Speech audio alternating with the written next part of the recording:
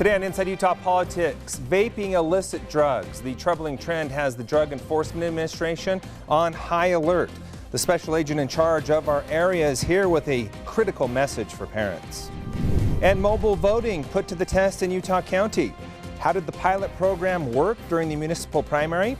What an audit is revealing about the process.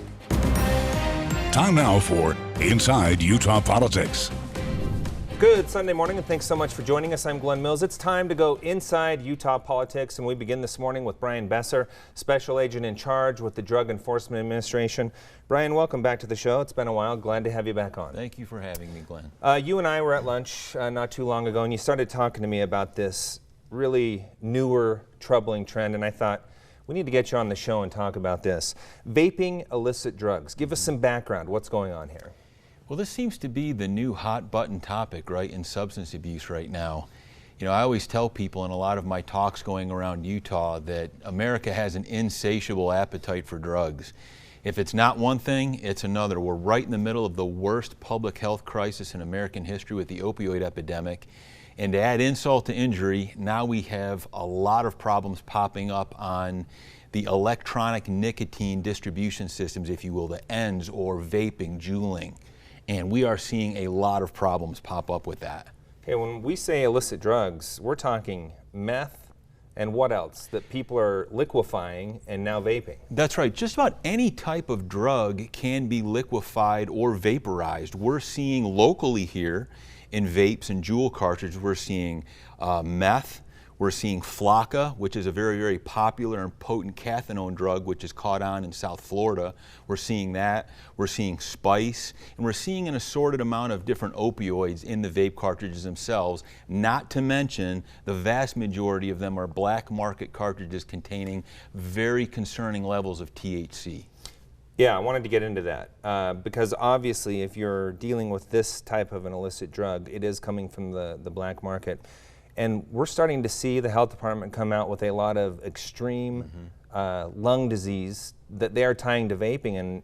And are we making a connection here between that and this illicit drug problem you were talking about? We are. You know, my office is working with the Utah Department of Health and several of our other treatment and prevention providers trying to take a look at what is going on here. We have seen an extreme uptick, a resurgence, if you will, of hospital and emergency room admissions connected to vaping and e-cigarettes. And a lot of this is revolving around of extreme cases of lung disease that are connected to vaping.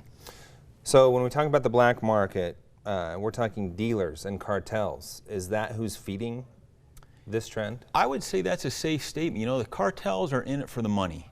You know, we've seen a shift recently where they are moving away from conventional heroin production into synthetics like fentanyl, which concerns me when we get into the vaping and e-cigarette industry because it's another way, it's another route to administer these drugs. So, you know, through our intelligence and our investigations at the U.S. Drug Enforcement Administration, we are seeing a concerted effort by the cartels where they are actually manufacturing and filling these cartridges on the black market, funneling and smuggling them into the United States with very alarming concentrations of THC. And if I can, let me expound upon that. Sure. You know, the average marijuana joint on the street, maybe 4 to 8% on average amount of THC in a marijuana cigarette. These cartridges that are coming in are colorless, odorless, and they have a THC content of in between 60 to 90% pure drug in those cartridges. And kids are hitting them like wildfire. And there's a disguise there because they may appear like they're just vaping juice, but they're doing marijuana or other hard drugs. That's right. You can't smell it. That has to be concerning to you. It is. You can't smell it. You can't see it. That's alarming to me, as it is you. And we previously talked because not only are kids using this, but it's highly likely that we have drivers on Utah's roadways using it as well. Fentanyl has been a big issue that you guys have been looking at. And we were talking before the show that if you start to see fentanyl get into the mix here with vaping, you're very worried about that. I am. That's going to be a deadly cocktail. Like I said, no drug that we're seeing come into these cartridges is obviously beneficial. The meth, the opioids, the cathinones like spice, Extremely alarming. Once the cartels get into actually infusing these cartridges with fentanyl and fentanyl-related analogs, we're going to start seeing individuals die from this, just like we are with the counterfeit pill advent that we've seen in our culture. That's going to concern us. I've done a few stories with local school districts. Members of our congressional delegation are trying to take on this vaping epidemic that we're seeing at the school level with teens. Are we thinking that kids in school, when they go out to vape, are doing this with illicit drugs? I have to be careful how I answer this. I'll say that's unquestionable. We're in the schools. We have community outreach coordinators. We have agents that are in and out of the schools at times. And there's no secret right now. You can go into the social media chat forums. In fact, we had one individual state, you know, why are urinals in the vaping rooms? Yeah. Is what they're saying. I've actually heard that, and it sounds silly to us, but that's what's being talked about in our schools. That's right. The problem is voracious right now in the schools. Like I said, parents need to be astute to what's going on here because we can't always tell what is in these cartridges. Okay, I wanted to get to that point, a very important point, Brian. What should parents know? What should they be looking for? And if they come across this and see that that is what's going on with their children, what should they do about it? Well, again, like I alluded to before, a lot of these cartridges are colorless. They're odorless, they're small, easily to conceal. You know, the problem with vaping is obviously you have that ubiquitous large cloud of smoke, or the vapor that appears. I strongly caution parents that if you know that your kid is partaking in this, is vaping, using e-cigarettes, juuling, just don't treat that as a benign issue. Oh, it's just, you know, a flavored juice, it's water. You know, just about every single e-cigarette cartridge has some form of nicotine in it. That's the purpose of it. They're electronic nicotine delivery systems. The problem is anytime you have something, the criminal element is going to exploit that. And the way they're exploiting it right now is they're infusing these cartridges with illicit drugs. And there's many kids right now are buying these on the street, on the black market, and they don't realize that there's a potential deadly cocktail in that cartridge. And we're seeing some of those kids, it sounds like, ending up in the emergency room. We've had a rash of kids going into the emergency room because of this. Okay. We have about a minute left. I want to get a sense overall of the current state of the work you are doing here in the area. How would you describe that? Well, we're staying busy. We're trying to stay ahead of the curve. Like I said, we're in the opioid epidemic. Oddly enough, one of the biggest drugs in Utah is not an opioid, it's meth. Right now, Utah is just being overran with methamphetamine coming in from Mexico, and obviously the Baskin-Robbins assortment, if you will, of opioids. Heroin, fentanyl, and the like are out there. We're trying to stay ahead of that. We're trying to stay ahead of the prescription pill surge that we've seen, and just trying to save lives while we do it, Glenn. You are an integral part in Operation Rio Grande. You can't really get into specifics, I understand, but now that we're post-Operation Rio Grande, have you seen any improvement in the area? We have. We've seen a lot of improvement. Again, I give credit to our partners with the Utah Department of Public Safety. They've kept their foot on the gas. They've done a fantastic job out there trying to restore order to an area that was just overran with crime. And I think as long as we're diligent with that, we'll continue to see an improvement. But it's something that just, you have to keep your foot on the gas. Have you found, a lot of people have said that the problem is just kind of spread out. Have you found that with Operation Rio Grande? It does spread out a little bit. The problem is if we don't pay attention to it, when it does spread out, it will just continue to proliferate. We don't want to see Salt Lake City turn into like Seattle or San Francisco, the problems that they're having there. We don't want to see that. All right, Brian, great conversation, important information for parents. Thanks so much for being here. Thank you for having me. Still to come, $54 million slated for Hill Air Force Base, now being diverted to build the border wall. And our two senators, well, they're not happy about it. Our panel will weigh in a little later. The big federal grant to help fight the opioid epidemic across the country, and Salt Lake County is getting a piece of it. We'll get to that right after the break.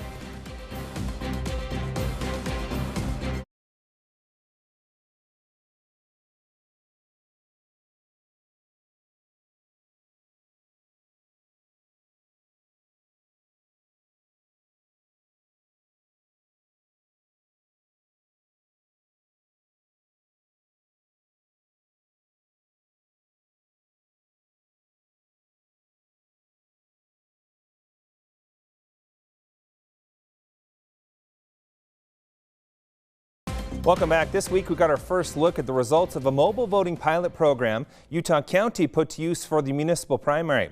The county clerk says it went well and she thinks it can meet future needs. Utah County was the first area in our state and only the third in the nation to put mobile voting to the test. The pilot project allowed residents living overseas to cast their vote for the recent primary through a mobile app. It was absolutely a success. It went a little better than I had expected. County Clerk Amelia Powers Gardner says an audit of the process shows 22 of 58 eligible voters took advantage of the option. That's a 38% turnout compared to a 25% turnout countywide. The mobile voters are residents of 7 of the 9 cities that held elections.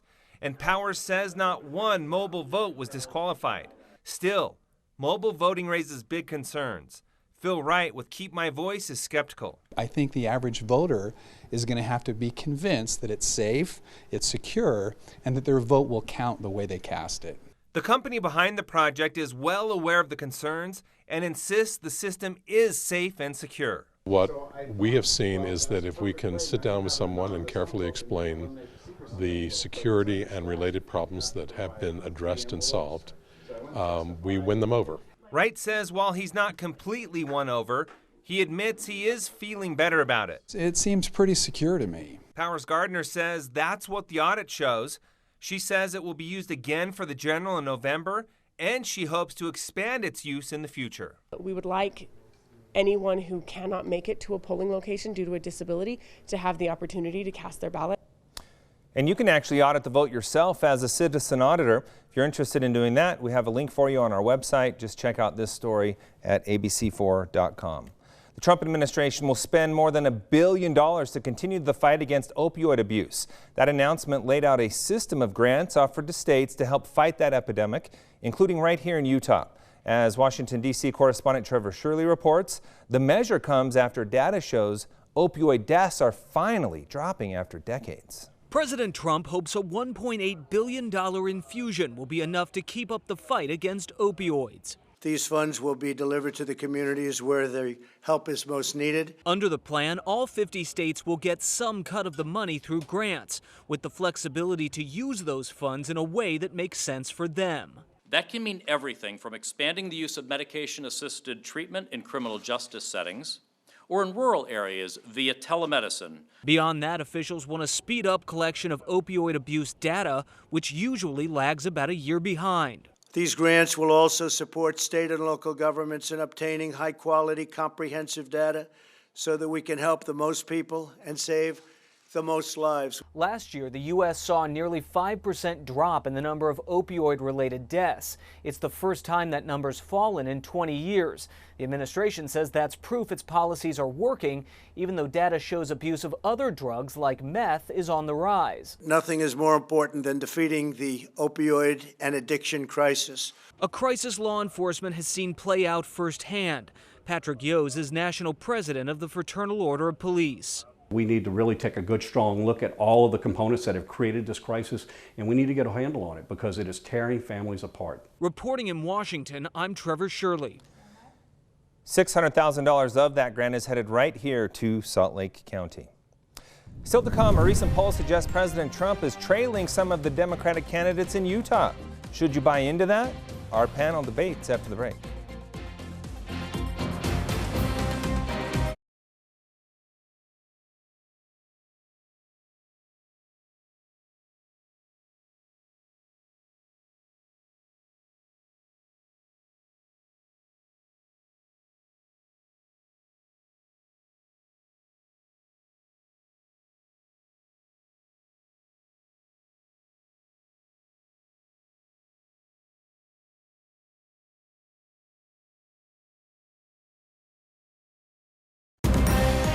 You're watching Inside Utah Politics.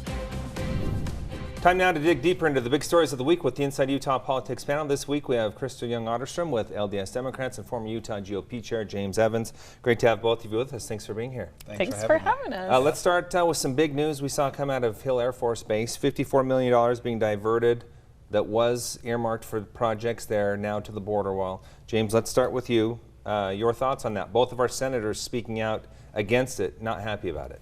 Yeah, I don't think any Utahn would be happy about that, anyone that supports the military. Unfortunately, if the Democrats didn't block the funding of the border wall in general, as well as fight against true immigration reform, we wouldn't be in this situation. The president has been consistent on his promise to find a way to put up a barrier to stop unregulated migration into the United States, and I support him on that effort. It's unfortunate he has to start pulling from government programs to make it happen instead of the Democrats coming together with Republicans and finding a reasonable solution.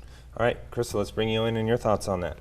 It's a slap in the face of the men and women who serve our country and are willing to put their lives up for all of us. And it's a campaign promise that he's violating, where we could be looking at compassionate immigration policies that keep families together, that bring them to a safe place, that keeps our country where our values are.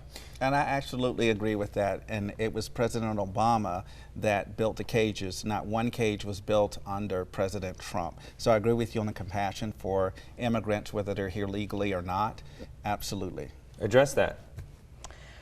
Well, I think history is going to look badly on both of those presidents for that. I think it was a wrong decision then, and it's a wrong decision now.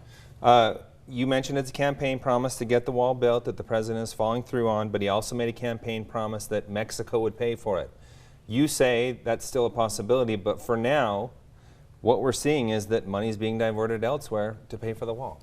Well, yes, there's still monies that have been appropriated, and constitutionally, the president can reallocate monies that have been appropriated for different purposes if he declares an emergency. So he's within his constitutional rights to do so.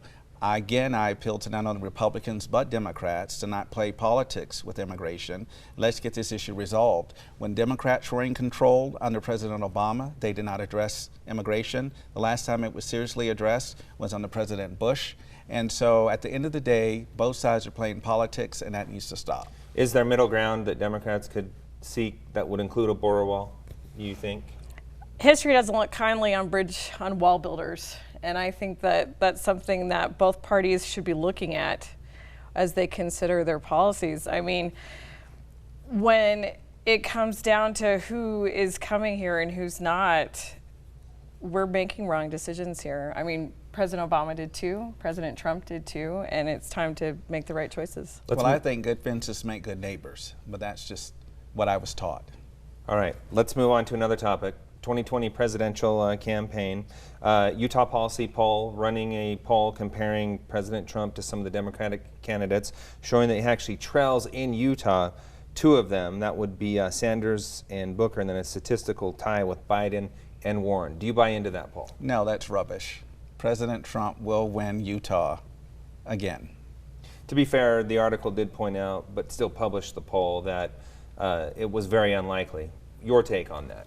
Well, the majority of Utah voters did not vote for Trump last time. They voted for someone else. The problem is they didn't get behind everybody else, and so he still got the majority of that 47% and gave him our electoral college votes. So is the poll rubbish? Maybe, but it's actually pretty close to what the actual numbers were. Talk about that. He didn't perform the way you would think a Republican would in the state of Utah. Why does he struggle here? Well, remember, we had another Republican candidate, in quotes, that was in the race. And yes, President Trump will struggle with Republicans as well as independents. But at the end of the day, when you compare President Trump to the Democrat alternative, I believe that President Trump will win again. Who do you see coming out of Utah as the Democratic nominee? Utah Democrats are going to vote for Elizabeth Warren. I think there is going to be, there's a strong Buttigieg contingency here. There's a strong Sanders contingency here. There is a smaller Biden contingency here. There's a semi-large Harris contingency here. But what I see, the vast majority are going to get behind Warren. Let's stick to political polling for a second. In the Salt Lake City mayoral race, not one that I'm aware of showed Aaron Mendenhall winning, with Luz Escamilla showing second. So when we take a look at some of the polls we've seen lately, what should we make of them? What purpose do they serve? Well, other than getting headlines, I don't think they serve, they still give an indication. And I think the pollsters are going to have to figure out a way to reach a more representative sample, because most people now use their cell phones, and it's just, they're just not getting an accurate sampling, and that's the problem. Your thoughts on some of the polls we've seen recently? I received most of those Salt Lake City polls on my cell phone, so I think pollers are figuring that out. The League of Women Voters did a ranked choice voting for the Salt Lake City election. They actually predicted Luz Escamilla and Erin Mendenhall, and so somehow that figured it out when everyone else didn't. But Erin's win in the primary election really demonstrates the strength of canvassing, the strength of getting on the ground. I mean, it's not the first upset we've seen in Salt Lake City mayoral politics, and it just shows, again, the strength of field. Oh, go ahead. I just want to say, but there are some other things that, like, you know, this is a Democrat race, so it's not like I got a dog in this fight, per se, you know, between Luz and Erin, but there have been some things that have stood out to me that are concerning. The one when, and I've heard this from more than one person, and Erin was saying that you should not have a Mormon as a mayor. Erin never said that. No, I know she has. Because have people online said that? Yes, and it's wrong. No, I've heard it 3 months ago. I've heard it from other people. But have you heard it directly from her? No. Well, of course I'm not going to hear it from her because she's not going to talk to me about being mayor. But my point simply is this. It's not so much that as it is that this has never been a news story. Had Erin been a Republican and that was attributed to her, it would have been on every news channel. And that's part of that hypocrisy that as a Republican, I don't mind calling out. Well, again, it was not. Yeah, I want to give you some time to. I want to that. give you some time to respond to that. Yeah, I mean, I'm a Mormon voter, and I am absolutely disgusted when Salt Lake City voters make it about religion, and it's wrong, and it should never happen. We have no religious tests in this country, but it's totally wrong to put it on the Mendenhall campaign, and Senator Escamilla knows that as well. You know, it's coming from these extreme voters online who are totally bigoted, who have even said they would never support me if I ran for office because I'm Mormon. And it's stuff that the Democratic Party needs to get figured out if they ever want to be taken seriously in this state. Yes. You say you don't have a dog in the fight, but you are a Salt Lake City resident. Yes. You're a conservative. Where does conservative vote turn in this race? That's always been a difficulty. Is we have approximately 50,000 Republican voters in the city, and when it comes to the mayor's race, they're just ambivalent. It's like, well, which Democrat do I vote for? And that's part of the problem. I think some of the things that they will be looking at is when we look at the homeless issue, when we look at the inland port issue, and we look at those that have been in city government and how they handled those. And frankly, like the inland port, I mean, the Salt Lake City got rolled on that. I mean, they could have gotten so much more out of that negotiation, but they weren't even at the table. And I believe Erin was the chair of the city council at that point. And well, let me back up. I don't want to come across as if I'm just going after Erin. I'm just saying what I think people are going to be looking at. The homeless issue, it was a problem for years and it was not addressed. And I think as Republicans, we're saying, who is going to make sure that we have religious tolerance? Who's going to make sure that we have a good economic climate? Who can negotiate a better deal, improved deal, I should say, with the inland port? For instance, do you know we can make that a green port? This will be the first time. I mean, it's possible for that to happen if you have the right mayor. All right, Crystal, Erin was the chair. You're right about that, but she would say she did go to the table, and she did step up when the mayor did not go to the table. Your thoughts I think there? she said on the debate that the debate commission put together was that we were about to lose everything, and she walked it back. Is that true? Maybe, maybe not. But I do think that the city council stepped up in a way that Salt Lake City government did not, and have helped bring some of that green element into it. You know, they've won quite a few concessions. Have they won enough? No. Okay. But they're trying. But let me just tell you, I heard left firsthand that the city got rolled unnecessarily. I know that the city pulled out of negotiations. 100%. I know that as a fact, That's and it's unfortunate. Yeah. Okay, we have a few seconds left.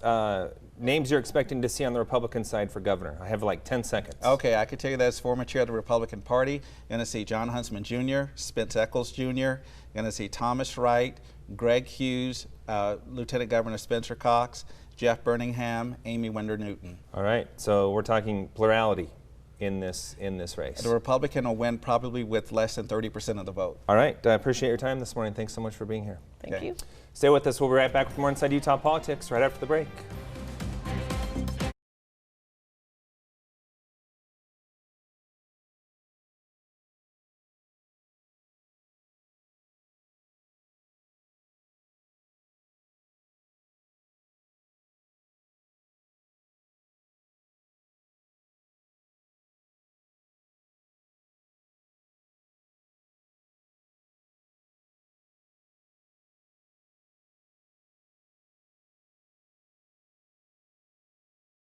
We leave you now with a look at what's on the radar in the world of politics. The National CS for All Summit is coming to Utah next month. It runs October 21st through the 23rd. That will be hosted up at the University of Utah. Then Election Day is just a few weeks after that. It's on Tuesday, November 5th. Thanks so much for making us part of your Sunday morning. We hope to see you again next week as we go inside Utah politics.